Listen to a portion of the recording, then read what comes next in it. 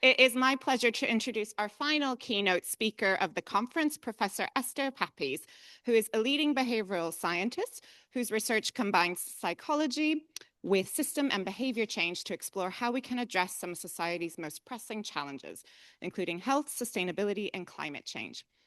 Esther is a professor of enduring behavior change for sustainability and behavioral science.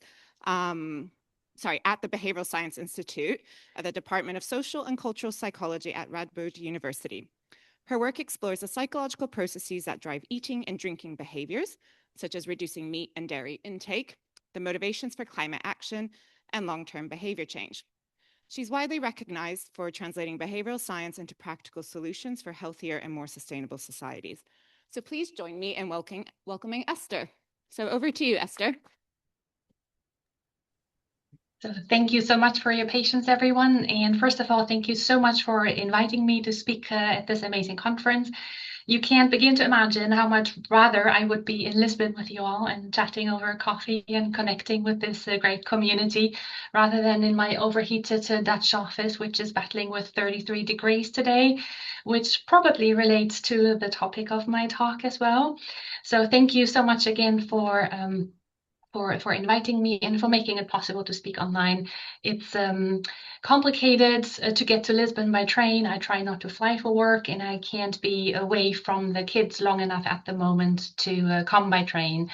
So I'm really grateful for the technologies we have these days to make it possible to still connect online. So I want to talk about a better world and about creating a better world together, because this is possible, and this is where our key task lies as behavioral scientists at the moment at times of planetary crisis. But before we jump in, I want to actually ask you to take a brief moment of reflection and complete this woo clap for me and share with yourself and each other and me, what is your biggest worry for the world right now? And while you guys scan this, you can also type in the code on wooclap.com. I will then pull up a slide that allows us to see what everyone's worries are for the world.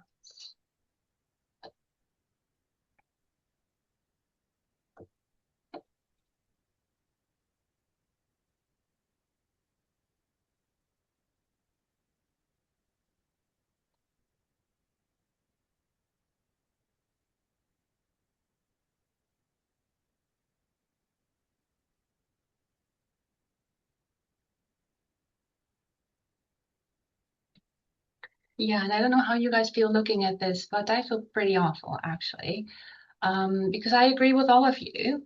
And there's a lot of worries, and they relate to war, inequality, fascism, climate extremism, people misunderstanding each other, migration, far-right domination, extreme weather, the climate, water, political instability.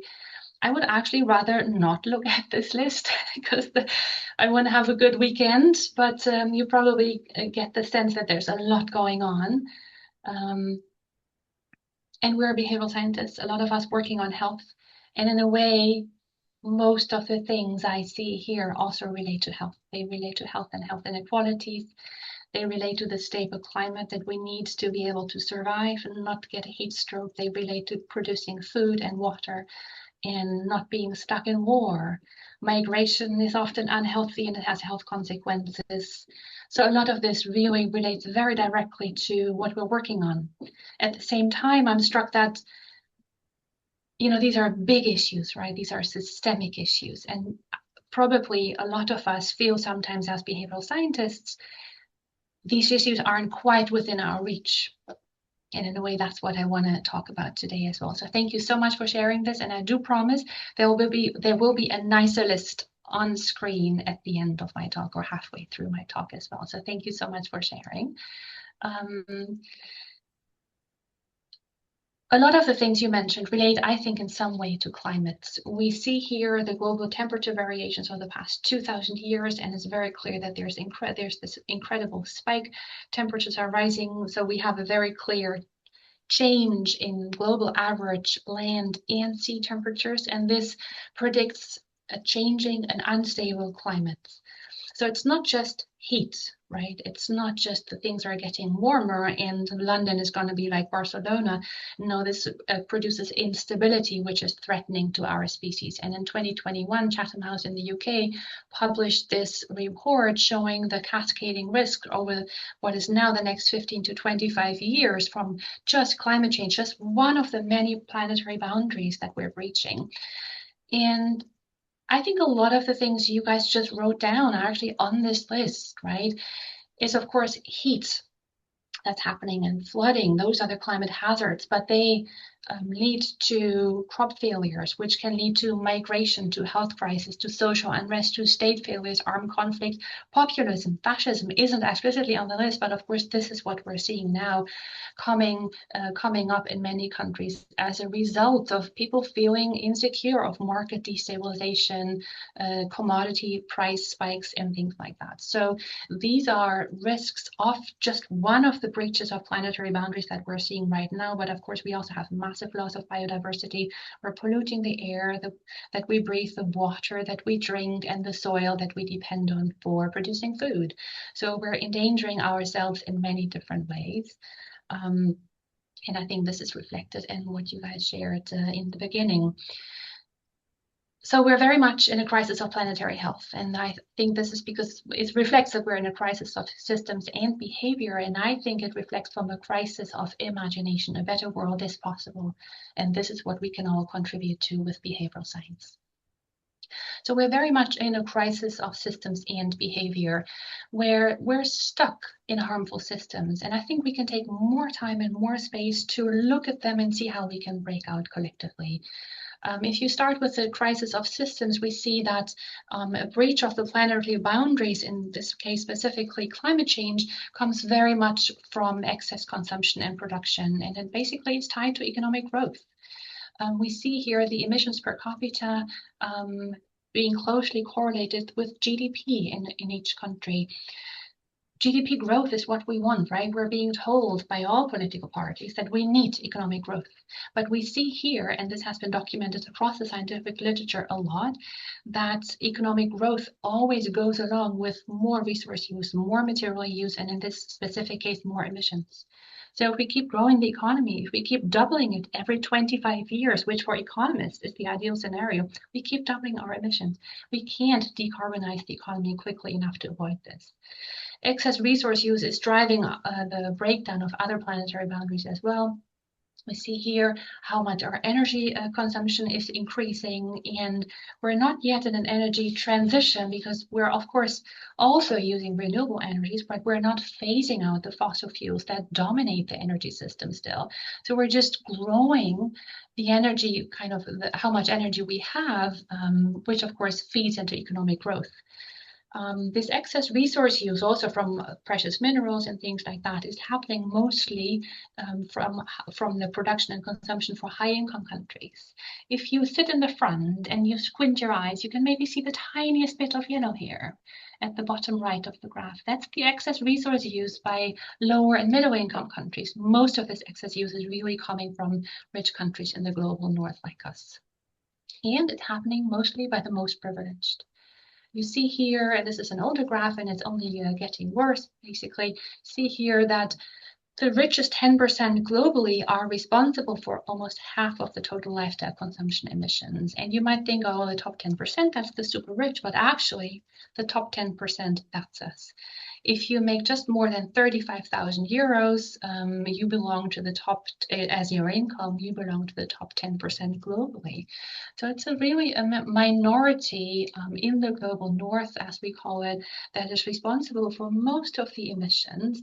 And a new study came out just today calling basically these global 10% mega polluters. And if we look at where these excess emissions are coming from, we can really see that they come from things that are somewhat discretionary. stationary, right? You see here the distribution of different lifestyle activities contributing to greenhouse gas emissions for different groups in the EU. And you see that the top 1 in 10% have these excess emissions mostly from air travel and land travel, also from buying lots of stuff, so manufactured products and services, from clothing, and of course from building, heating and cooling large homes. But those things aren't per se necessary, so you could easily reduce there without really touching on quality of life. So now this was the crisis of systems, right? Because we're kind of stuck in those systems of producing and consuming a lot, especially if we have a lot. But at the same time, we're also really concerned about climate change. This is just one graph showing that most people want their government to step up. Lots of studies show and again and again that most people are concerned about climate change.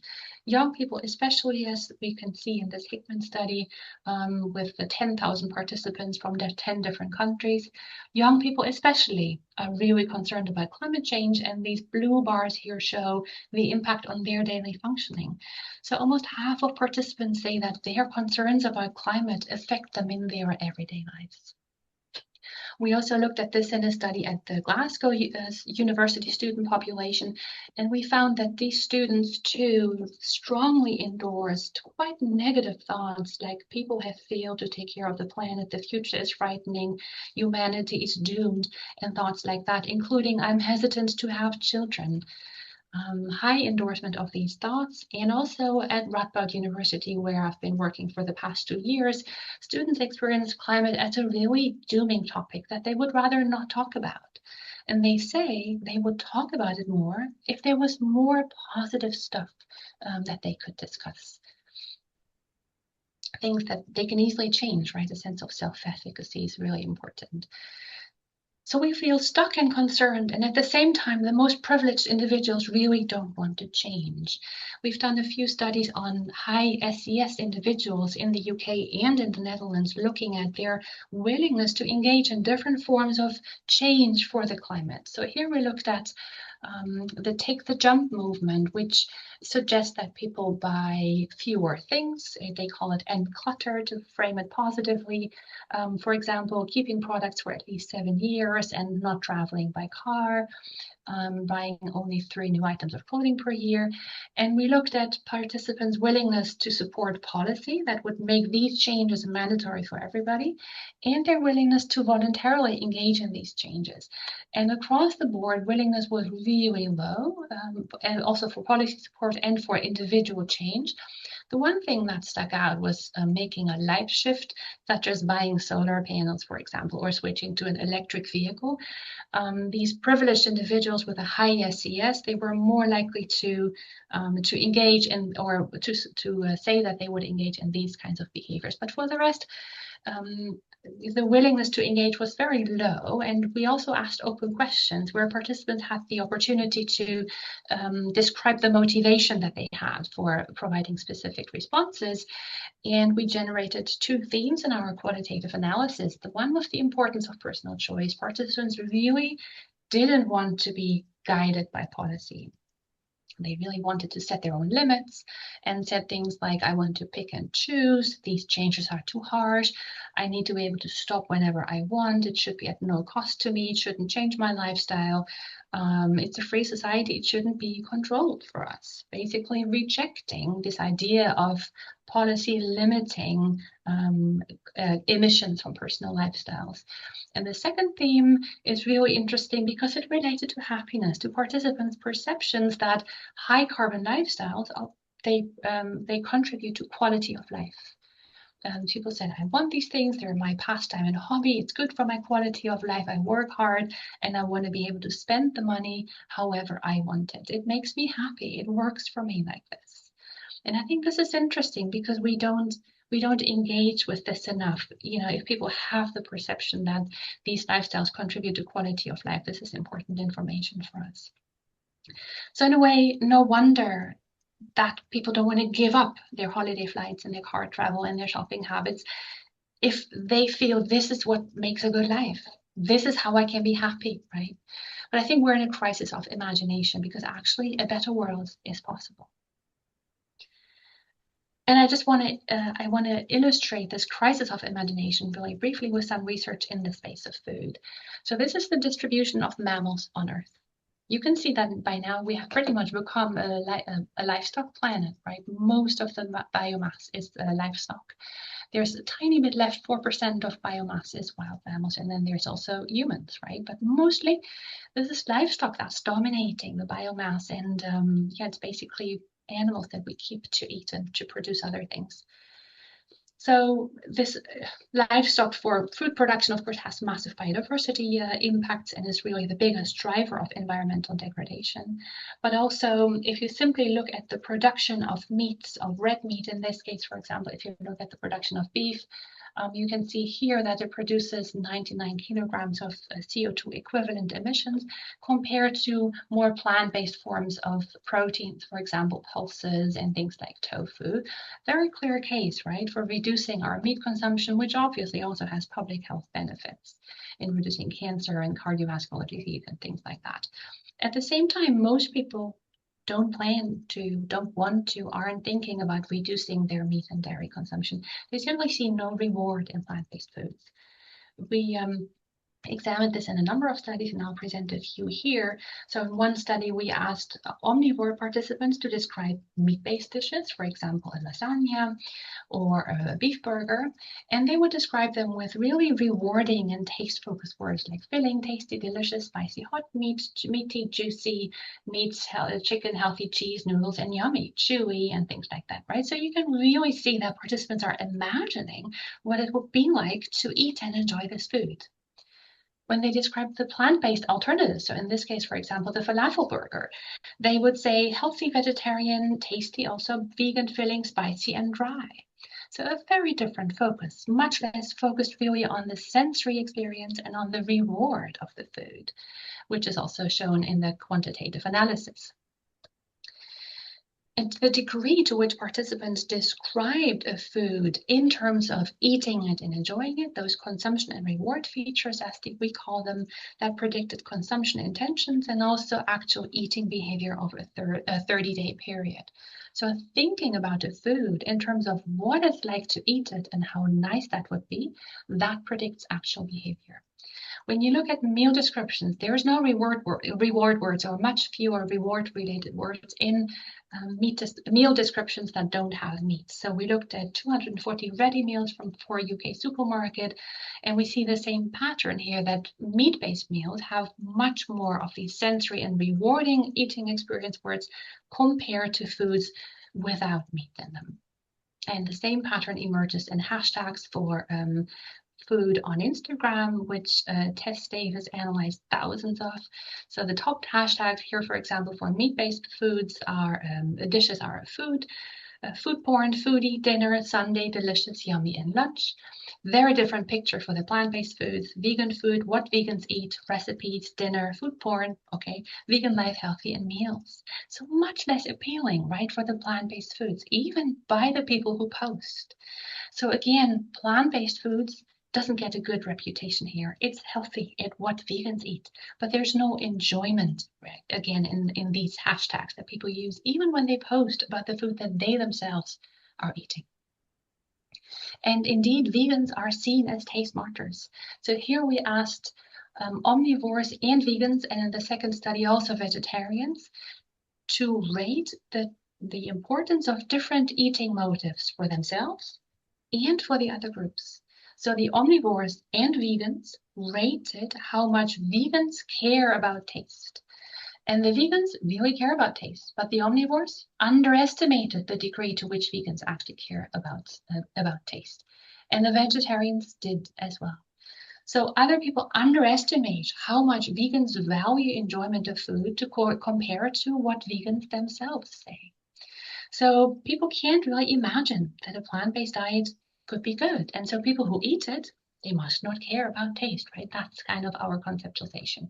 If you change this, if you describe plant-based foods with rewarding words, it increases their appeal because it helps people imagine how enjoyable it could be to eat the food.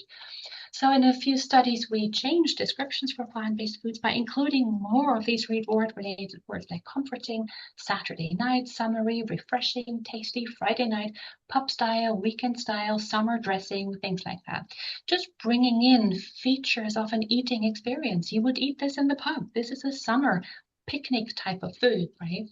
These beautiful and sensory eating images increase the appeal of the foods because, and we showed this with mediation analyses, because they made it easier for people to imagine what it would be like to eat the dish.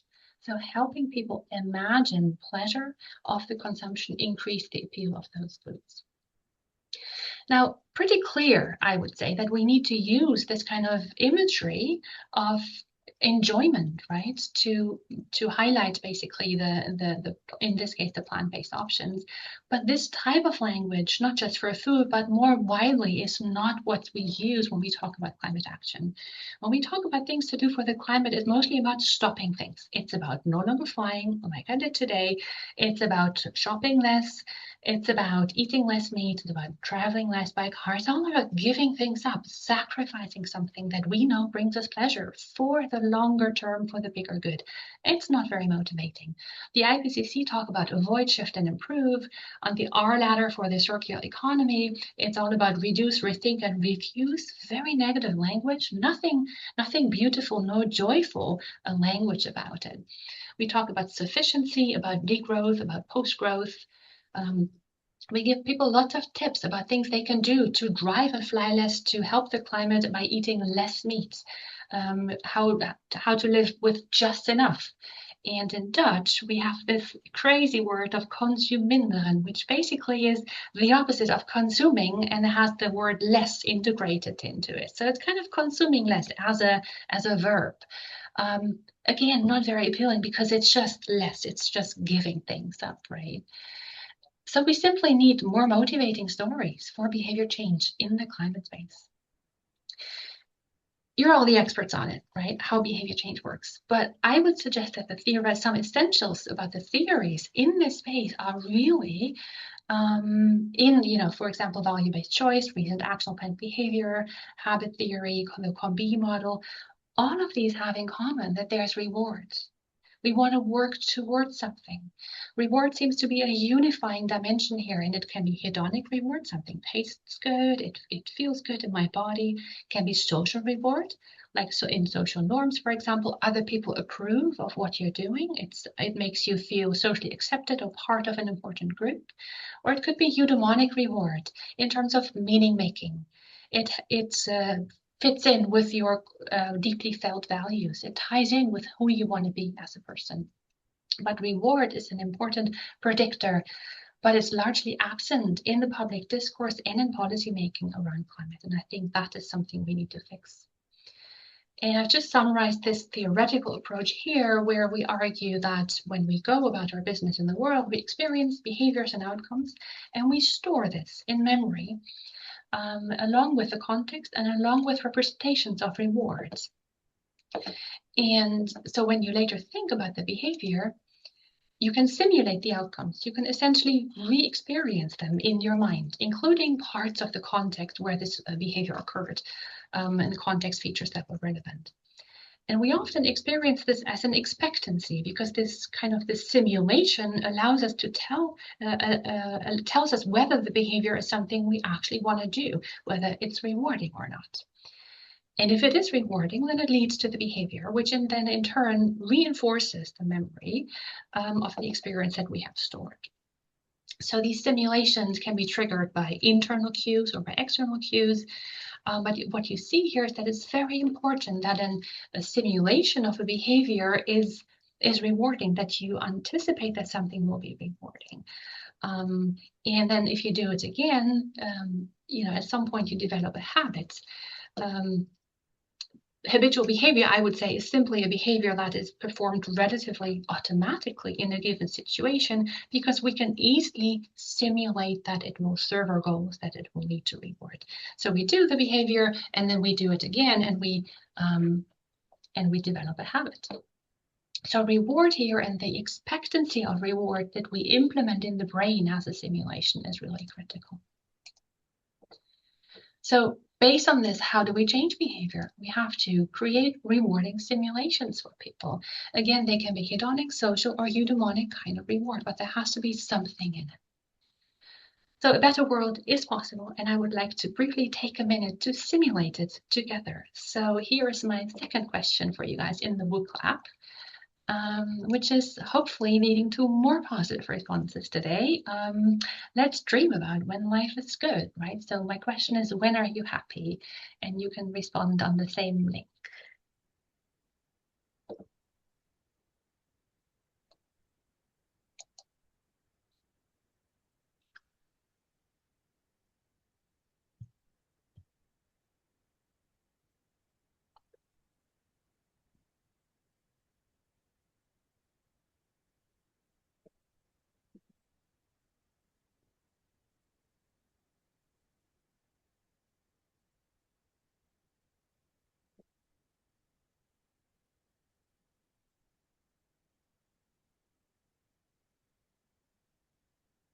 And yes, I'm happy to say that my prediction came out. Life is good, right? There's lots of beautiful things to celebrate.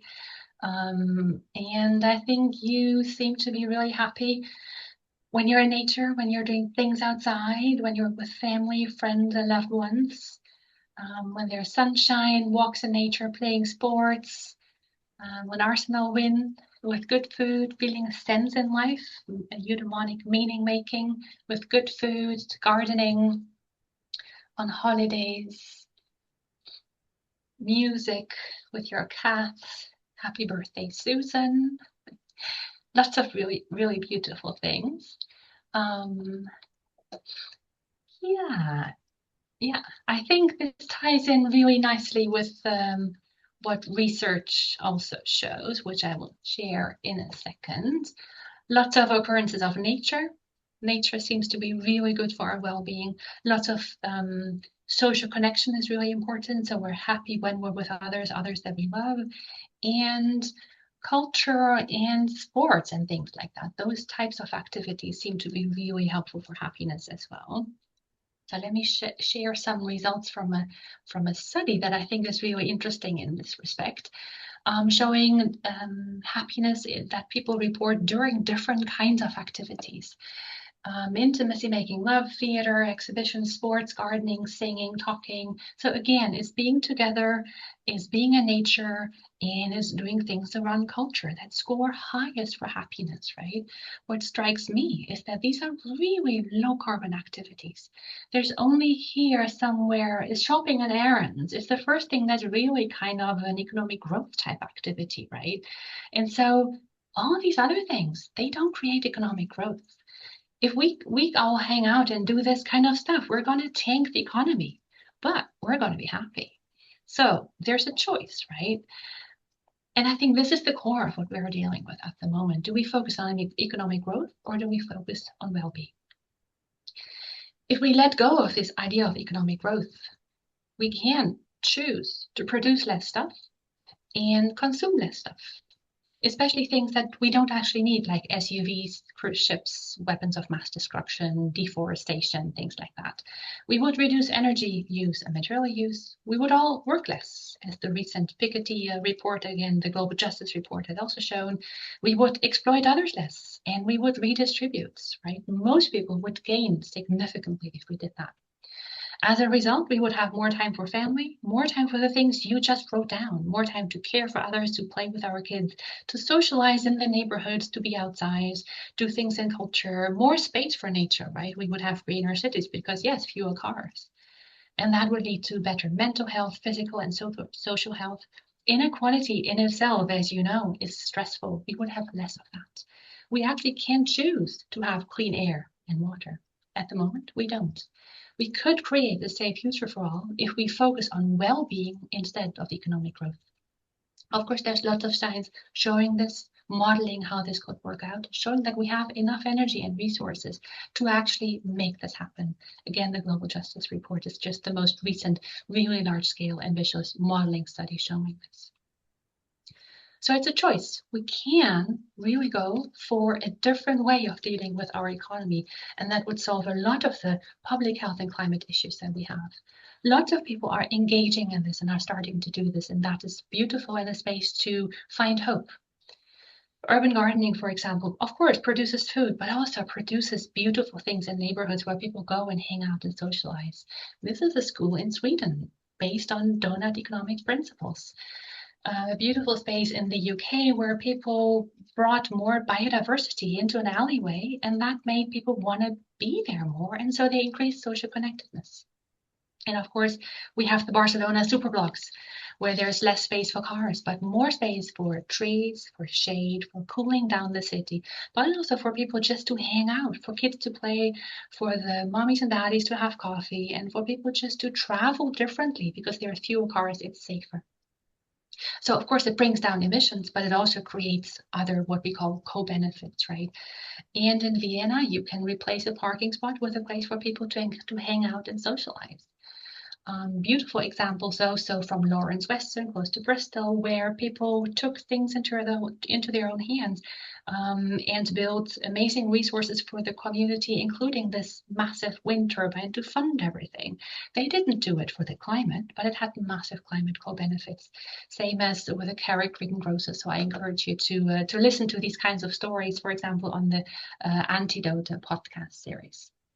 So there's lots of hopeful evidence also from the scientific literature that if you emphasize these co-benefits of climate action, it increases policy support, policy acceptance. Doing these kinds of things gives you a warm glow, and that warm glow is something you can predict, you can simulate as eudaimonic meaning, and that motivates future behavior. Engaging in collective action is prefigurative in the sense that it allows you to start creating the world that you actually want to live in and engage with that. And that is rewarding and effective. So even with the dreary Glasgow weather, it can be really joyful to engage in climate action. And if you simulate a better world like we just did, a world where you have space to do a lot of the things that make you happy and that you know make other people around you happy, this actually predicts motivation for change and intentions to engage in collective action. So imagining a world beyond economic growth, focusing on other things that we actually care about, that can motivate change. If you're interested in reading more about this, I can recommend these kind of books on post-growth economies, but also on, like Rebecca Solnit writes about how things are actually changing and we are heading in the right direction. So there's hope and there's a space to engage for all of us. So finally, just to wrap up, what does this mean for us as behavioral scientists in creating this better world? I suggest that there's 3 tasks for behavioral scientists in this. We can sit down with the communities that we work with and co-create visions for a better future. And work with what actually motivates people. Is this hedonic reward, social reward, or eudaimonic reward? And then for us, it means to find agency, to create systems change where you are. You don't have to change, but you are all part of systems where you can find your agency, for climate and our planetary crisis. You're not just a consumer. You're a citizen. You're an organizational participant. You are, as a scientist, a massive role model to other people. Use that agency and start creating and nurturing the world that you actually want to live in. And this is a world beyond consumption and economic growth.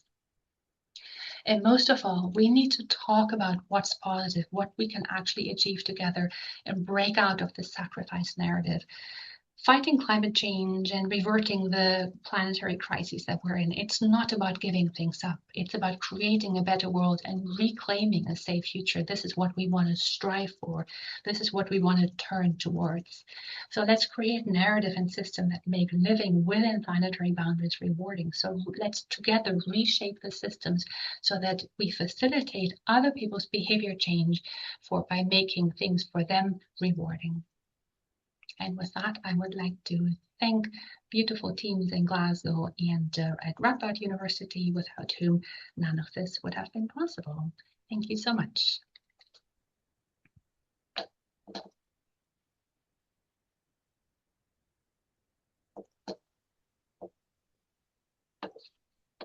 Thank you so much to Esther. I think that's a really wonderful note to wrap up the conference on, a really optimistic, hopeful, positive note. So thank you for a really excellent keynote. We would like to open the floor. We have some time for questions, so I'm sure there's lots of questions in the room. Would anyone like to ask Esther something? Okay. Robert? Oh, go.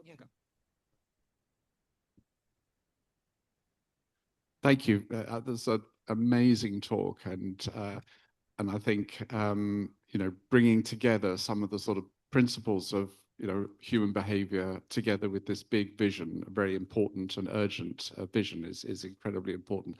I'm just thinking about, I guess it's not so, yeah, it is sort of behavioral, but it's also more big picture. A lot of much of the world, most of the world lives in at a level of poverty that we don't, and their lives need to get better. And one of the issues we face is that, to some degree, that involves using more energy and so on. And I'm just wondering what your thoughts were about the sort of the behavioral science sort of vision for people in those circumstances where quite understandably, they see the kind of life that we have in rich countries in the West, and they go, well, I could do with some of that. Yes. Thanks for your kind words, and it's a really important point. First of all, of course, on a global level, we have a massive problem of distribution. We have enough energy, and lots of modeling has shown that we just need to redistribute it. So I think for us, our foremost task is to reduce energy consumption, and first of all, to stop the increase in energy consumption. Certainly, also with the increasing use of generative AI, that's going to really make it difficult for us to reach our goals in that regard. And what's really important in this space from the perspective of climate justice, because the climate crisis is this incredible social justice problem, right? Is that we have a just transition that allows developing nations to have more access to energy without going the same route that we did, without having to first increase the use of coal and gas and oil, and directly invest in renewable energies, and therefore increase the access to energy. So that kids can do their homework at night, but not by a gas-fired electricity, but basically directly from a solar lamp. And that is, I think, a massively important task that we all need to invest in. It'll take political pressure, of course, to invest in the transition funds for that. And the Piketty report, the Global Justice Report, addresses these kinds of issues as well. It's going to take, whether you want to call it reparations or not, but we have benefited from the labor and the resources of people in the Global South for decades. And the structures that allow for climate injustice to keep happening as it does now are basically neo-colonial structures that are a little bit out of sight for us. But changing that is going to be a massive political task that only is going to happen if we show as the population that we appreciate and understand these issues, and that we would support those kind of changes to be made. So basically to create funds for developing countries to transition to renewable energies directly. Brilliant. Thank you so much. I'm afraid we're going to have to wrap it up there in terms of questions, just so we can close the conference on time. But thank you so much once more to Esther for a really brilliant presentation. Thank you. Thanks so much for the opportunity. Take care all. Bye-bye. And enjoy the rest of your time in Lisbon. Thank you.